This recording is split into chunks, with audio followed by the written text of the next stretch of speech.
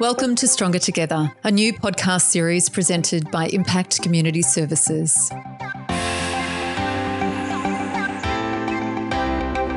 I'm Tanya O'Shea, Managing Director of Impact with a bachelor's degree in psychology.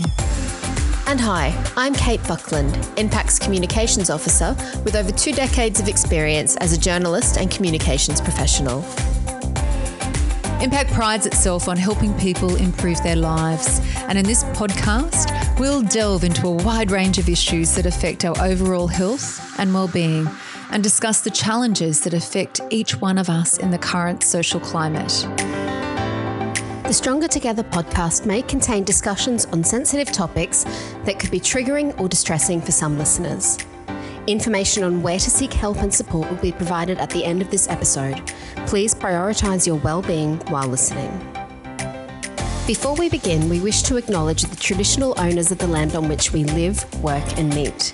We pay our respects to the elders past, present and future, for they hold the memories, traditions, the culture, hopes and values, not only of Aboriginal and Torres Strait Islander people, but for all Australians. Now let's dive into today's episode. Hello and welcome back to Stronger Together. Very excited to be back for episode 2. Can you believe it, Kate? No, this is amazing. Thank you so much if you're joining us again. And if you're new here, welcome. Oh, we are super pumped. We were just having a look. We've got a number of people who are actually subscribing. We weren't really sure how this was going to go, so we are super pumped that we're coming back for a second episode. And this week, I guess, for those who can remember the last episode, we talked very much around mental well-being and practical strategies that people can take forward using in their own daily routine that they can apply. So we want to remain practical because we think that's helpful. And this episode, we wanted to talk very much around, we're very aware, I guess, of the current crisis, the current challenges that people are facing, particularly around cost of living, around homelessness. There just doesn't seem to be enough money, I guess, to be able to stretch to make ends meet. And that's pretty tricky. You know, when we're talking about finances, it's a bit of a taboo subject, isn't it, Kate? It is. It's one of those things when you're growing up, you're taught not to talk about, but actually it's something that we need to talk about because if we don't discuss things, we can't make things better. So today we have a guest joining us. Sandy Higgins is the Services Support Manager for Impact Community Services. Welcome, Sandy. Thanks, Kate. Thanks, Tanya. Nice to be here. Sandy facilitates a financial fitness and budgeting workshop here at Impact, which is proving very useful to many people who are going through it. So we will talk about that a little bit later. But the situation's really tough at the moment, isn't it, Sandy? I think the situation's been tough for a while, but it's highlighted at the moment because of the rising rent costs, rising fuel costs and, inflation. So people are finding it particularly difficult at the moment. And what are you seeing on the ground with the people that are coming through Impact Community Services on a daily basis? What are the really big issues that they're facing and that they're needing us to help them with? Well, the main thing is they have limited income. And with the rising cost of living, and then some of the bulk billing medical services are no longer operational. So people are really struggling to maintain their physical and mental well-being as well as cope with those increased cost of living. Geez, it does sound pretty tough. You know, there's a range of different variables that are coming at people and it feels like it's coming all at once for some people. They're asked to, or they're given notice. You know, they might have a rental. They're given notice because perhaps the landlord wants to move back in there, or they're looking to sell. So they've got limited time available. I can remember I was sitting at a coffee shop, waiting for a coffee actually, and there were a couple of young mums there talking about this same thing. You know, they were given notice, they had to move out. They were currently in shared accommodation, so single young mums. And they were talking about, I don't know what I'm going to do. So they were just sitting there basically spitballing to try and come up with different strategies what can we actually do to support you in this current situation? And between them, I reckon in about 3 minutes, just having the two of them, just ideas going bam, bam, bam, bam, bam, bam, bam, and we could do that.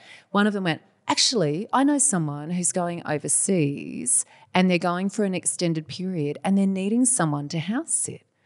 Outside the box, just completely random. But it was just that, let's get out of our heads, sit down with someone who we trust or who we can just go, hey, I need to just quickly workshop this or problem solve it. Can you help me just spitball some ideas around, how I can actually manage this? And one of the things I love about Sandy Higgins is she is the best spitballer ever. And talking about financial fitness, I've never thought about adding the word fitness and finance together, but I love this. We talk about fitness in so many other ways, and fitness is all about building that resilience, isn't it, Sandy? And making sure that slowly over time we're working ourselves to a point where we're actually feeling like, we're showing up with some confidence. So tell us more about, some of the strategies that you're actually sharing with people on the ground that they're taking away and they're using in their lives. Absolutely. So the reason I called it financial fitness is it's exactly that. It's like when you sign up to the gym and you want to increase your physical fitness. You don't go off to the gym on your first day and smash out a heap of weights and, a couple of kilometres on the treadmill. You go in on the first day, you take it slowly and you do incremental steps and you build up your routine over a number of weeks. And, on the first day when you go home, you're probably feeling pretty exhausted and you think, I don't know that I want to go back and do that again. But you do. And you just go each day and work up over a number of weeks. And your financial fitness is much the same. We all have limited income, and unless you have the ability to go out and get a second job, you've got to work with the finances that you've got. And you hit the nail on the head, Tanya, when you said those ladies in the coffee shop started to talk about their problem and workshop it. And that's exactly the first step we need to take. We need to actually start having those conversations that used to be taboo, as Kate mentioned earlier, and get it all out on the table, because your first step forward is admitting that you've got a bit of an issue and then start strategising and, just like the gym, work out a fitness plan to increase your financial fitness.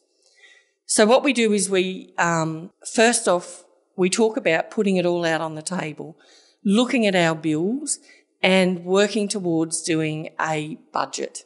So that can be really scary for some people, but the reason behind it is, at first, once we acknowledge what debts we've got and the limited income that we've got, because there's only two ways to pay down your debt, and that is to make more money, which isn't an option for a lot of our clients, or reduce what we're paying out and use that money to start paying off other debts. And so we talk about snowballing and different little ways to save money. So the other thing I call it, apart from financial fitness, is how to manage your money when you've got none. Because let's face it, not a lot of us have a lot of money to work with. I love that. That really hits home. And I think, so you're talking about small changes that are going to build up over time to bigger changes to have a bigger impact. I am, and I'm also talking about, let's face it, whether it's your gym workout that you're just starting and you've got to lose 30 kilos. If you say, I've got to go to the gym and lose 30 kilos, that's pretty daunting. And, you think, my goodness, how am I going to do this? And the same applies when you're starting off, you've just done your budget and you've got debt that you've got to pay down, but you don't have that extra income. So you're sitting there catastrophising and thinking, where am I going to get this extra money from? You've got debt collectors ringing you and all these different monkeys on your back that are dragging you down, and it leads to depression and anxiety. So what we want to do is get people thinking in a positive way about making small incremental steps to paying down some of their debt and cutting back some of those costs. Now, some people are going to think I'm crazy, because for anyone living already on a very limited income, they're going to say, how can I possibly cut back? But hopefully we can share some tips that they might be able to put into place today to just start them progressing down that track. So, Sandy, before we jump into some of those tips, because I'm super excited to hear what these are going to be, because at the moment I've just heard what you've said and it just feels it feels overwhelming. Like there's this huge, I can already feel the load just in talking then about, debt after debt, not sure where to go with it, stuck. We're also in a society, I guess, that there's this instant gratification that we seek. Absolutely. And when things are going south, like not going so well, sometimes we're also looking for some sort of buzz, because as humans, right, we want that rush to feel like there's some sort of hope or positivity. So people then impulse buy. Let's face it, we're human. So we impulse buy. We sort of think, oh, this will make me feel better when I just could get that or I could just have that. These material things are a huge distraction to us. If we're going to be super frank about it, they're a huge distraction. And the reality for us is they will 100% give you an instant buzz. You will open that package, you will be amazingly excited, and then it will pass. Absolutely, and it does pass. So we've probably got to call that out in the first instance. Yes. So we absolutely understand we're all human beings. We are seeking some sort of instant gratification in some instances, but also in others, when we're feeling that huge overload, it's a burden and we want some sort of, I just want something to be happy about, so we buy something. Yes. Or we do something that costs us money because we think that's the only way that we're going to get that buzz. So I think that's super important too, is we've got to tap into how we create the buzz. That doesn't mean that we've got to outlay a whole heap of money to get it. So there's a few things that are wrapped in here. And the other thing I noticed in what you were talking about too, Sandy, is giving yourself permission to ask for help. Yes, absolutely. And a lot of people aren't aware of just how much help there is out there. So that's another thing we want to make you aware of, is that there's a lot of free financial counselling out there. And by going along and seeing a financial counsellor, not only can they help you negotiate debt repayments, but they have some funding available that they can help people with some food vouchers, perhaps pay off some electricity bills and some other items. And there's different products out there, like the no interest loan scheme, which is available for people to buy white goods, help pay their registration, and they can pay that off and there's no interest charges ever.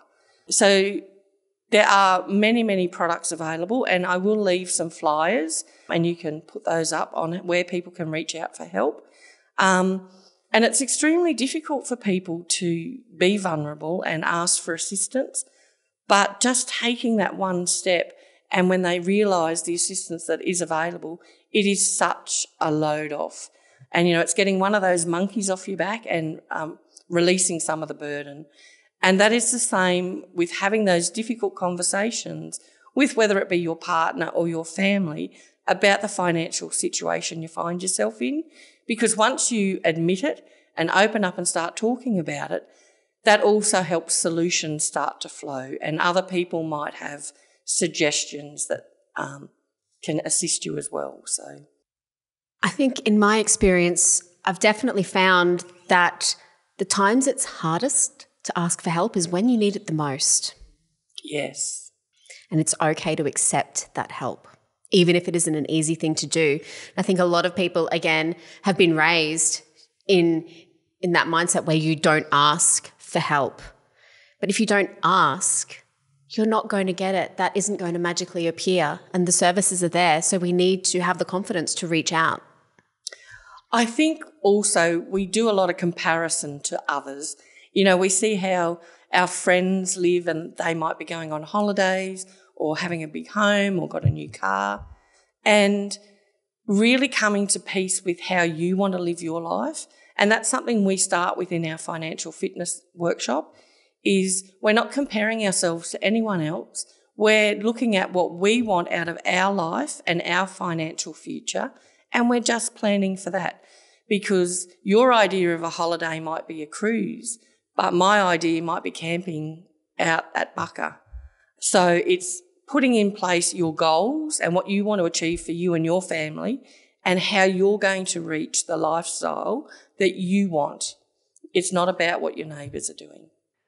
Sandy, I love that you've brought up around comparison and how I guess it can just strip all of the energy out of you when you're spending your time comparing yourself with other people. And I have this beautiful friend, Dr. Renee Jones. I hope you're listening. She shared a couple of quotes around comparison to me that she applies in her own life and shares with others. And they are: comparison is the thief of joy. And the other one, find the inspiration, not the comparison. So for me, these are very much reminding us that we are creating our own path. It is not about following what other people are doing. It is about us finding our own path, which is exactly what you were talking about before. It is not about comparing ourselves with the people next door or the best friends about what they've got and what they can afford. However, can they afford it? It's interesting, Kate, isn't it? It really is. And in our last episode, we talked about social media and the impact that has on mental well-being. And I think that this feeds really nicely into the conversation that we're having now, because a lot of people forget social media is a highlights reel. You post on there what you want people to see. You post the new house, the new car, but you're not seeing whatever else is going on in the background. It's a highly curated feed of the best moments of your life. I've been working in community now for about 30 years, and when I was growing up, I was raised by a single mum and I had 4 brothers, and I knew as a child that money was tight, but I felt like I had such a rich childhood because my mum used to do such fun things. I remember one night Mum made homemade potato chips, and that was all we were having for dinner, but she made us line up like we were going to a fish and chip shop, and she wrapped up each individual serve in newspaper, and then we took it outside and we ate it as a picnic, and that was just such a wonderful memory for me. And many of my Christmas Day, we didn't do the traditional hot dinners. Our Christmas Day used to be at the beach every day, like for the whole day. So we'd pack a picnic lunch and we'd go down to the beach and we'd swim all day. Well, do you know what? I thought I had the best Christmas ever, and it was really cost effective because we had our picnic. But the time spent and the memories that we made were just fantastic. And I follow that through now with my children, but also with my grandchildren. And we often will take a picnic lunch, and it could be a Vegemite sandwich and a juice, but if you go on a picnic, you've gone on an adventure, and they don't remember that we only had Vegemite sandwiches. They remember the adventure that we went on. So part of my financial fitness workshops is also about looking at the predicament that you're in, looking at it in a positive light, and making it an adventure and using some unique and fun ways to try and make it more bearable. Because if I have to say I've got to stick to a strict budget for the next 5 years to pay down my debt, it's not looking so great. But if you're looking at new ways to live on a budget but do it creatively and make it an adventure, not only does it drive you to come up with new ideas, but it makes it less cumbersome, and you can actually have some fun around it. Now, Sandy, you and I had a really good conversation around this a couple of days ago, and we were looking at other ways that you can inject a little bit of adventure into your family life without breaking the budget. So what other sorts of things can people do? I know we were talking about going on a bit of an adventure to buy our fruit and veggies. Well, Bundaberg's known as the fruit bowl here. You know, we grow a lot of fruit and vegetables locally. So we could use that as a family outing and take the family out on a Saturday morning and say, let's go and get our fruit and vegetables for the week. And it might be you go out to Moore Park and have a look at the street side stalls and see what you can pick up, very inexpensively rather than paying the supermarket prices. Having those conversations with the people that you are close to, whether it be family or friends, putting it out on the table and what strategies they use. And maybe you could do some bartering, like if I give you eggs, you can give me some of the vegetables that you've grown. And then also looking at meal planning, and I like to do a weekly meal plan where I look at what events I've got on and planning my meals around it on a Sunday. And then I only shop for what I need, because it's no use going out and buying a $7 4-kilo bag of potatoes if that week I only need half a dozen potatoes. I can spend $2 on the potatoes and put that $5 towards bread or milk or even some petrol. So it's about, really planning ahead and thinking of fun and smart ways to make your dollar go a bit further. So that planning ahead, it's interesting that you talk about planning. We did a column yesterday for Stronger Together. We write a column in the local newspaper as well. And when we were writing that, we were thinking about, this level of overwhelm and having to plan meals is an extra thing, that you've got to try and think about and you're putting energy into. And what we talked about is, well, let's just have that same meal plan. If you're feeling like there's a lot on your plate, set your meal plan, do the work in relation to working out what your grocery list is and where you've got to go to be able to get those items. Put it on repeat. We don't have to have something different every day of every week. If we're trying to sort of make our life a little bit simpler, sometimes we just put stuff on repeat. So we think of a meal plan, just put it on repeat for a few weeks. It's okay. The kids will be okay. My families have always been, okay with the repeat meal plan. We know on certain nights of the week we have the same stuff because it is simpler. We know the ingredients. We know they're fresh in season, and you just then change it up when people get a little bit tired with it. But that's another strategy too. I love the meal planning. I think that is so important. Now, we have some resources, as Sandy mentioned, and one of those is a meal plan. So we will make sure that that is available. You can find everything that we talk about today on our website under the Stronger Together tab. So Leanne Baker is a local lady. She's a school teacher here in Bundaberg, and she has started her own organisation business. And she taught me that for meal planning, we've got 31 days in the month. So if you sit down and just write out 31 go-to meals, and it's not actually that hard to come up with 31 different meals, and then you've got a whole month's worth of dinners where you never have to eat the same meal twice in a month. But using that list of 31 meals, you can just, when you go to do your meal plan, choose a meal off there and you're ready to go. So you're not having to come up and recreate the wheel every month. You just use your go-to list. The other thing that I like to do is cook once and eat 3 times. So on a Sunday night, I might cook spaghetti bolognese for dinner, and then using the leftover spaghetti bolognese mince on Monday night, I'll throw a couple of baked potatoes in my slow cooker before I go to work. And when I come home, I've got already cooked, slow cooked potatoes. I add the bolognese mince and top it with a grated cheese and some sour cream, and I've got dinner the second night.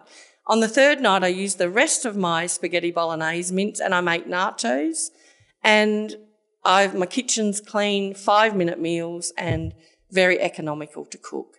So it's about thinking ahead, planning ahead, and don't be a slave to your kitchen. Make it fun and come up with creative things. Now, it's great that we're coming up with these strategies, but at the end of the day, we need to know where our money is going, what we're using it for. So I would like to have a chat about budgeting, if that's okay. I know personally, I found that I need to live very intentionally with my money. Every dollar has to have a purpose. It has to go somewhere, whether that's into a savings account or whether that's on paying off my electricity bill. But that's really one of the big keys to making your money do what you need it to do, isn't it? It is, and it's one thing that everybody seems to avoid, is actually sitting down and tackling that financial plan, looking at where your money's going, and then coming up with a strategy on how to pay that down. When you're on a limited income, which some people are on $250 a week, by the time they pay their rent, their utilities and their food, there's very little left. And that's the question I get asked very often is, I don't have anything to spare, so how do I do this? One tip that I say is pay yourself first. And by that, I mean it could be as little as $5 a fortnight. When I was a single mum, I started with $5 a fortnight and I put it off into a separate account, and that was money for me. And by that I mean once I'd saved a few fortnights' pay, I could afford to get a haircut or something that I needed for myself without feeling guilty that I was taking money away from my kids. The second thing I started was $5 a fortnight for my children, and that went into a separate account, and it gathered over the years, and that was money that I used on school expenses. So when a school excursion came around or they needed new school shoes, I had that money set aside and I could buy that item guilt-free because I knew that it wasn't coming out of other bills. And it's surprising, some people might say, well, $5, that's not lots. But like I said, small incremental steps, it builds over time, it gains momentum, and it gives you a heap of satisfaction just seeing that account build over time. But when you don't have money to spare, it might have to start at $5. The other tip I use is I get a Coke bottle, a 600ml Coke bottle, and every time I get a $2 coin, I put it in that Coke bottle. When that Coke bottle's full, you've got $880. So imagine if you did that all throughout the year, and come the start of the year when the kids are going back to school, suddenly you've got $880 to put towards school uniforms or books. And it just takes such a burden off. So it's about creating habits over time that lead to bigger rewards. With paying down your debt, and that's often the thing that people have the most trouble with. We've heard of these buy now, pay later schemes, and unfortunately, when people are seeking that instant gratification that Tanya talked about, people fall into that trap of getting these buy now, pay later. And I've experienced with the clients I've worked with over the years, that's the number one issue that they have. Often people have 2, 3, 4 or 5 of these schemes going, and then they really struggle to pay them down. So that's when I talk about debt snowballing, and how snowballing works, if you haven't heard of it, is you pick one. So I normally choose the smallest debt, but some people say, well, I'd choose the biggest one or the one with the highest interest rate. It really is an individual choice. But I always start with the smallest one because it's the one that you can pay off the quickest. So if we pay the minimum payment on all the other debts that we have, and then we just try and find $10 or $20 a fortnight to pay off that small debt that you've chosen to get rid of, keep going over time, and when it's eventually gone, you're paying the minimum payment, which let's say is $20, plus the extra $20 you found off that debt. So then you get that whole $40 and you pay it all off the next debt. You don't then say, well, I've just saved $40, I'm going to go and spend it. And look, you might do it 1 week, spend that $40, treat yourself, but next week you need to get back on that bandwagon and you need to pay that money off your next debt and keep going until it's all paid for. So what you're doing is you're taking the minimum payment on the next one, you're adding that $40 on top of it. So that's going to be paid off quicker. It will be paid off quicker, yeah. But that's how you finally achieve paying off all your debts. Of course, before we get to that step, it's great that you've acknowledged your debt. It's great that you've made a budget plan. But I still recommend before you do any of that, you go and see the free financial counsellor who may be able to get some of your debt reduced or waived, because that's what their job is. They're very good at it. They're non-judgmental and they're free. And why wouldn't you tap into a free service? If they can just reduce some of your debt before you start, then you've got, a foot in the door already, and it reduces the time that you've got to stick to that strict budget. I was just thinking as you were talking, Sandy, too, around as people, we get derailed We do. We get distracted. We have the best of intentions going into something, and we'll build a little bit of a habit for a few weeks, and then we go, oh, hang on, I've got something coming up and I'd like to do that, or I'd like to do that. And we go to chip into that money that we've been so diligent with saving or putting away or paying down the debt. So it kind of feels like we need to have that emergency plan, pull the hatch or pull the cord when those moments come up, because the other thing we know is those moments in time that they tend to pass. We know that it comes up. We have this feeling that we've got to get that, or we want to do that right now. We want to take that money out. We're sick of doing this. As a potential emergency plan, I think everyone needs to have one. Do you have any ideas around, some things that people have put in place that might be going for a walk? Go for a walk outside. Just get away from the online shopping screen. Get away from that computer. Go for a walk. Sleep on it. Have you got any strategies around that? Because we've all been there. We have the best of intentions. We get a little bit of rhythm going, and then something happens in our day, and we go, stuff this. Look, I'll pick it up again tomorrow, and we just undo all of that beautiful work that has been started. So a couple of things I like to talk about in these workshops is finding something that brings you joy. So it might be, coming up with new ideas on how this weekend I'm going to make a fun weekend for the kids, so you can actually spend some time during your week planning some picnics or some outings. It might be finding a hobby that when you start to worry and get stressed, you can go and do your hobby for a couple of hours and just take your focus off what you were thinking about. But look, I think at the end of the day, we all slip up from time to time.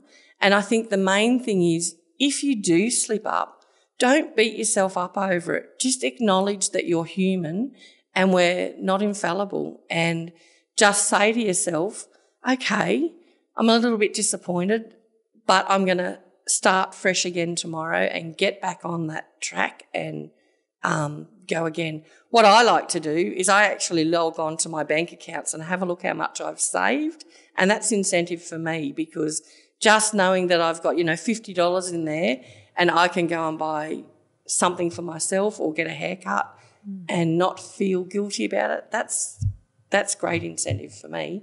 Or stressed, adding to that additional stress of where can I find the money to be able to do that? Sandy, just on the back of something you said then around I can start fresh tomorrow, I think the other thing is sometimes we'll go, I'll start that again on Monday.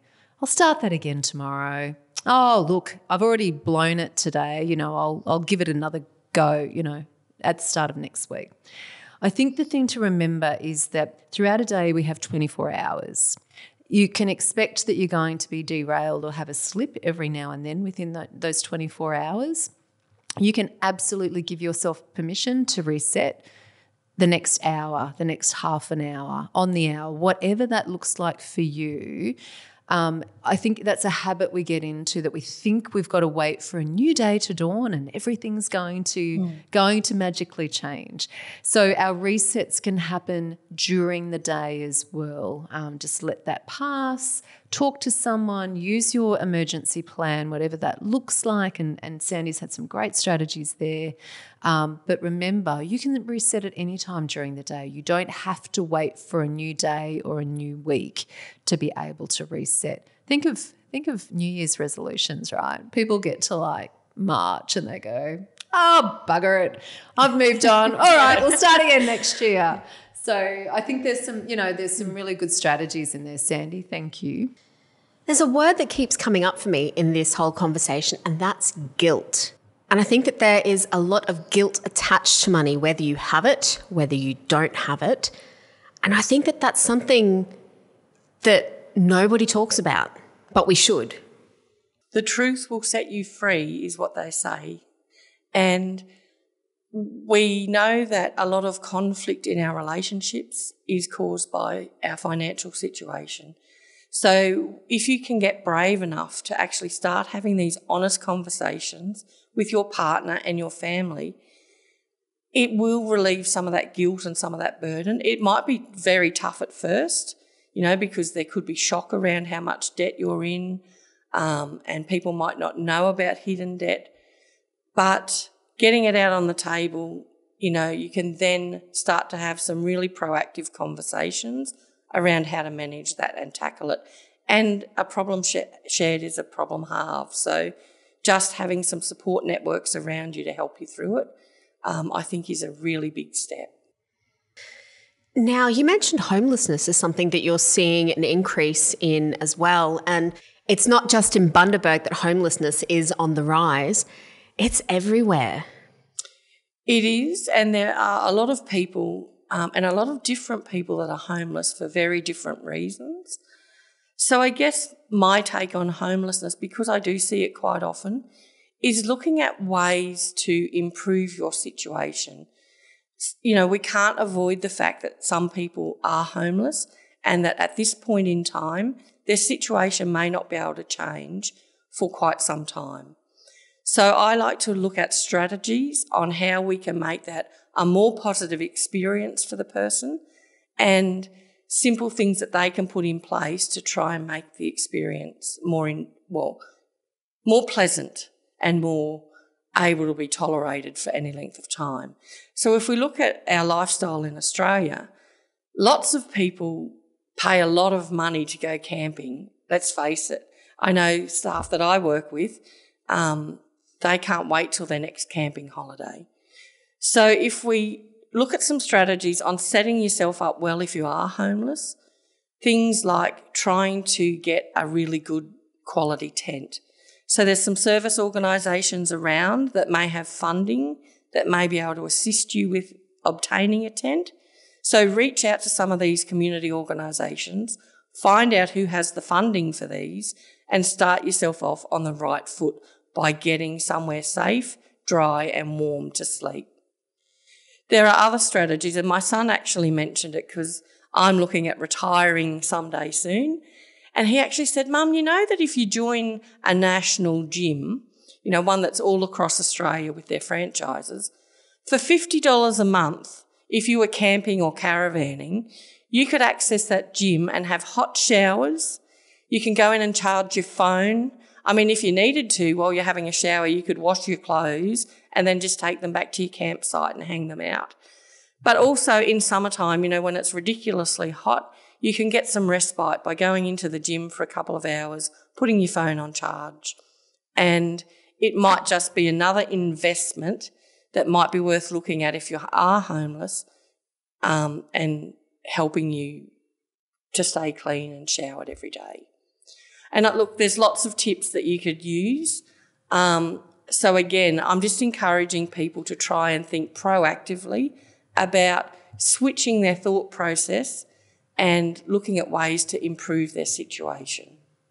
Yeah, it's a really hard one, Sandy, isn't it? When we're talking about homelessness, I have never found myself in a situation where I've been homeless. So I'm not walking in the shoes of other people who have been there. And I get a sense too that potentially for people listening, they're going, I can't control this. And we absolutely understand it's out of people's control what is happening in the current environment. And no one has a real solution, a real plan that we're seeing that's unfolding that is not going to take, years in the making for it to actually come to fruition. So I guess what I just wanted to say, I think Sandy's highlighted some really good things in relation to how we're looking at it from our own lens, from our own frame of mind when we find ourselves in this situation. But we also completely understand that these situations aren't in your control. However, you do have the control in how you then respond, what you do next. So this is really just about providing some practical strategies around potentially what you could do next. We get that it's hard, that we understand, in the work that we're doing with our clients, that this is absolutely out of their control.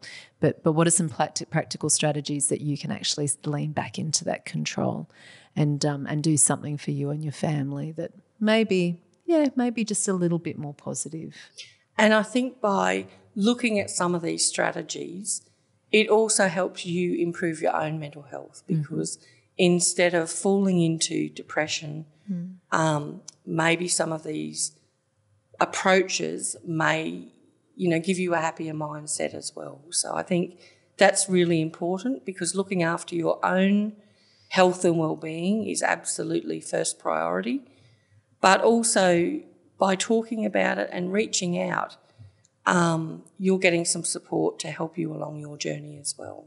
And you never know who's got the next best idea that might be able to help you. Absolutely. And that's what we're here for. We're here to provide the support, provide the help when people are needing it. And it really is about people stepping into that space and actually owning it and going, I need some help. Who can I speak to about this? That's it. The help is here, but you are the one that is responsible for stepping up and asking for it. That's the hard bit. And it's going to take time. Anyone that's got any level of debt, and limited income, it is going to take a long time to pay down that debt. And when you're juggling the cost of living and everything, as we are at present, there's people that are going without medications and they have to choose who's going to see the doctor this week because we can't all afford to go. There's some really tough decisions to be made out there. And when you're trying to look after the health and well-being of your family, they're really tough choices. But we need to look at who can help along the way and what other strategies you can put in place to try and make it bearable. Yeah, so it is about choice, isn't it? And the choice here that we're offering is that, you can reach out. We've got some amazing tools that we will make available on our website that captures a lot of the stuff that we've talked about that we hope will be very useful for people. So we've talked about an awful lot today, haven't we? Oh, there has been so much. We've talked. I'm still stuck on the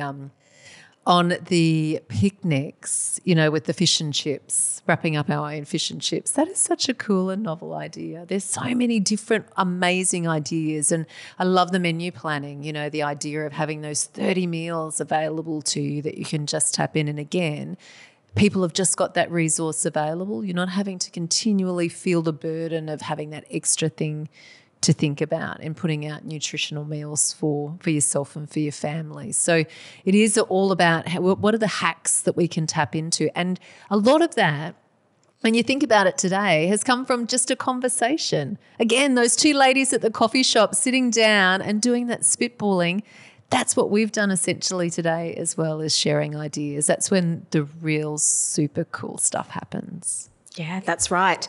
And we will make all of those resources available on our website. So we have menu planning, we have to-do lists, we've got a budget planner, we've got information on financial counselling. There's lots of other things there.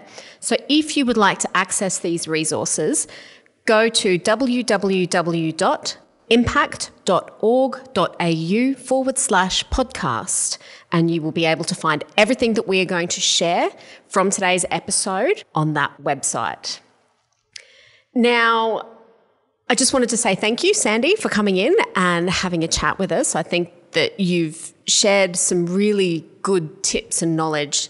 Hopefully we can help a lot of people. Oh, absolutely, Sandy. There's such a wealth of experience there. And what I love about it most of all is it's tried, it's tested.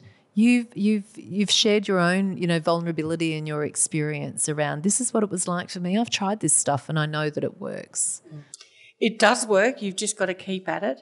And the other thing that I say to people is if you do take advantage and go and see a financial counsellor, remember that they're there to help you. So if they come up with a budget that's absolutely wild and crazy that you're not going to be able to stick to, don't leave the office. You need to just say to them, hey, let's be real. This is a little bit tight and I'm never going to stick to this, and ask them to change it. So once you've admitted your vulnerability and that you're in trouble, don't walk away with a service that's not going to meet your needs.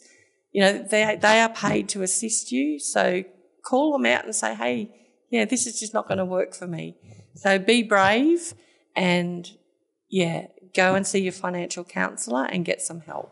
I think that's probably our top tip for today is be brave. Absolutely.